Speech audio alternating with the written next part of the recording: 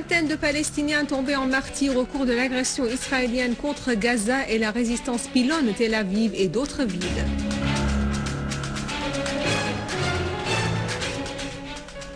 Ouverture à Téhéran de la conférence de dialogue national syrien.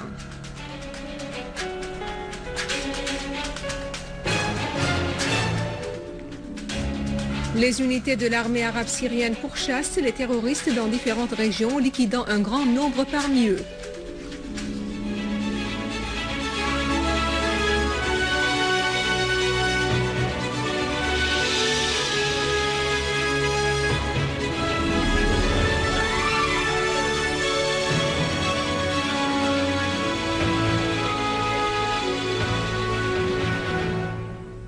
Bonsoir, après les titres, voici notre journal. Le bilan de 5 jours de guerre israélienne contre Gaza s'élève aujourd'hui à plus de 50 martyrs, dont 14 enfants et 476 blessés suite à une guerre soutenue par l'appui inconditionnel des Américains et la complicité de certains pays arabes. Aujourd'hui, un nouveau raid israélien a visé Khourbet al-Adas près de Rafah, causant 5 martyrs et plusieurs autres blessés, dont certains en état grave. Au camp de réfugiés de Marazi, 4 martyrs sont également tombés. Le centre administratif de Gaza au quartier As-Saraya a été entièrement détruit par un raid de chasseurs israéliens, ainsi que le poste de police d'Al-Darraj. La tour Ash-Shuruq, abritant des centres médiatiques, a également été ciblée par un raid dévastateur. 2 enfants d'une même famille ont été tués à l'intérieur de leur domicile à Jabalia 2 heures après le raid contre la tour Ash-Shuruq. Un 3e enfant a également été tué par les raids israéliens alors que 2 autres ont été blessés à Al-Breij au centre de Gaza. Dans le quartier Al-Tufah, 4 Palestiniens ont été sauvés et retirés des décombres de leur domicile détruit par un bombardement israélien. Parallèlement, des vedettes israéliennes ont bombardé un rassemblement de Palestiniens à l'ouest de Gaza, faisant 1 mort et 8 blessés. La résistance palestinienne a riposté en lançant de nombreuses roquettes contre les localités d'Ashdod et Sderot et en ciblant Tel Aviv et les bases aériennes d'Atsarim ainsi que le camp de Taslim. Des voix s'élèvent de plus en plus dans plusieurs capitales du monde condamnant l'agression israélienne contre Gaza. Monsieur Hassan Nasrallah, secrétaire général du Hezbollah, a affirmé que l'entité israélienne a été surprise après quelques jours de son agression criminelle sur Gaza de la fermeté de la résistance palestinienne, qui donne un exemple de sagesse, du courage et de capacité contre les ennemis. Nasrallah a déclaré dans un discours que la possession de la population de Gaza des éléments de la puissance sera l'unique puissance capable à imposer une position ferme vis-à-vis de l'ennemi, l'ami et tous les gens. Le Conseil du peuple a condamné l'agression israélienne barbare contre le peuple palestinien désarmé dans la bande de Gaza assiégée. Dans un communiqué, le Conseil a souligné que l'agression israélienne sauvage reflète la nature brutale de l'entité sioniste et s'inscrit dans le cadre des tentatives infructueuses visant à briser la volonté et la fermeté de la résistance, ce qui révèle l'implication de certains pays occidentaux qui prétendent défendre les droits des peuples arabes. À Damas et en signe de solidarité avec la population de Gaza et du rejet de la poursuite de l'agression israélienne sur Gaza, des étudiants syriens et arabes qui étudient à l'université de Damas ont organisé un sit-in devant le bâtiment de l'ONU pour condamner l'agression israélienne contre la bande de Gaza. Les participants ont dénoncé l'agression israélienne barbare et ses pratiques répressives, appelant à soutenir les Palestiniens de Gaza.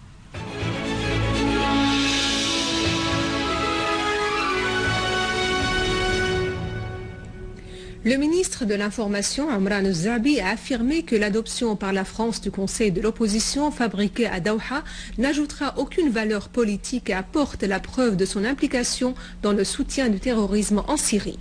Dans une interview à la chaîne Al-Alam, Al-Zabi a souligné que l'échec de la première phase du plan agressif contre la Syrie, concrétisé par la tentative d'assurer une ingérence étrangère militaire et d'imposer le fait accompli à l'intérieur, a poussé certaines parties parti a cherché d'obtenir des gains politiques via le prolongement de la crise.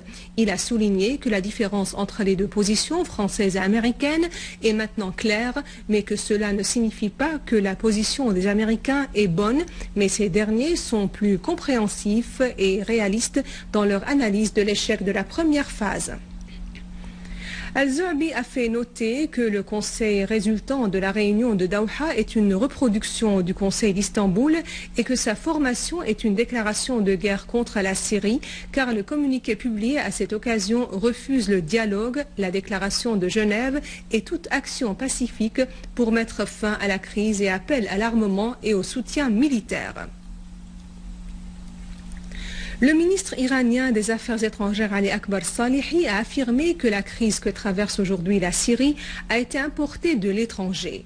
Il a affirmé que toute ingérence étrangère dans l'affaire syrienne établit un état dangereux dans les relations internationales et conduit à la violence dans toute la région.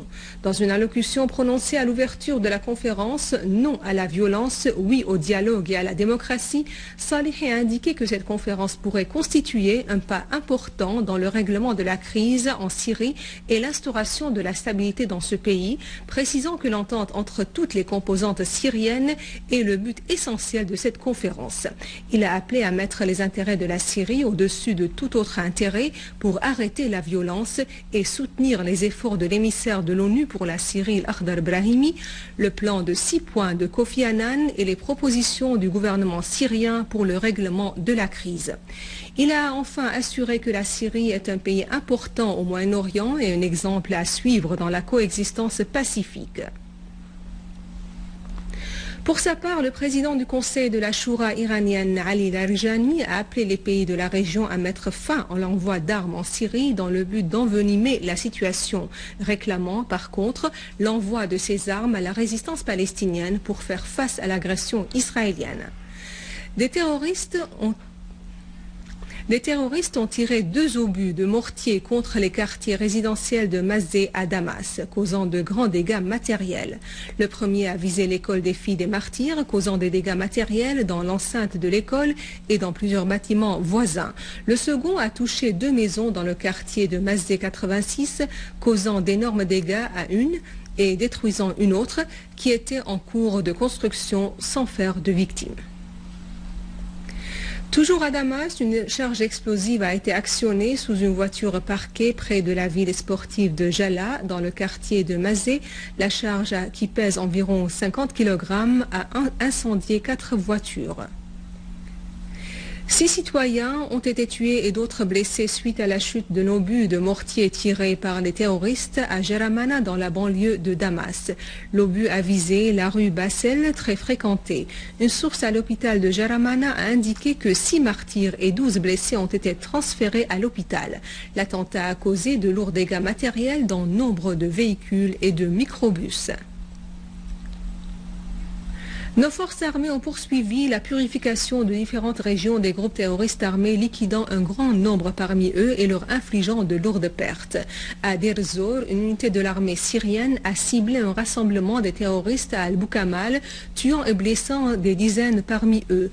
Une source du gouvernorat a souligné que parmi les terroristes tués figurent Mohamed Amin al-Qashqa et Omar Mohamed al-Qashqa de Jisr al-Shagour à Idlib et Saïd Raja, Ahmed Matroud, Khalil Hajj al-Kawa, Mohamed Jassim al-Houaini, Radwan al-Malla, Omar al-Rawi, Abdallah Sakhr et Salah al-Masi. Une autre unité de l'armée s'est accrochée avec un groupe terroriste dans le quartier de Jbeila, faisant des tués et des blessés entre ces éléments. La même source a indiqué que parmi les terroristes tués figurent Abdelrahman Saleh al-Khleif al-Habouch, membre du bataillon des Muhajirin relevant du front al-Nusra. À Alep, l'armée a neutralisé 5 véhicules utilisés par les terroristes dans leurs actes criminels. 3 de ces véhicules étaient équipés de mitrailleuses et 2 autres transportaient des terroristes, des armes et des munitions près de l'école Saadallah al-Jabri dans le secteur d'Al-Soukari.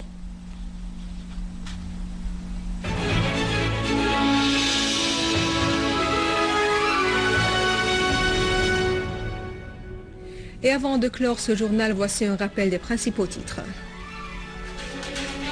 Une vingtaine de Palestiniens tombés en martyrs au cours de l'agression israélienne contre Gaza et la résistance pilonne Tel Aviv et d'autres villes.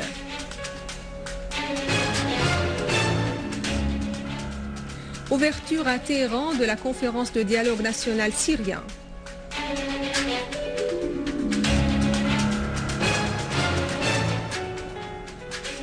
Les unités de l'armée arabe syrienne pourchassent les terroristes dans différentes régions, liquidant un grand nombre parmi eux.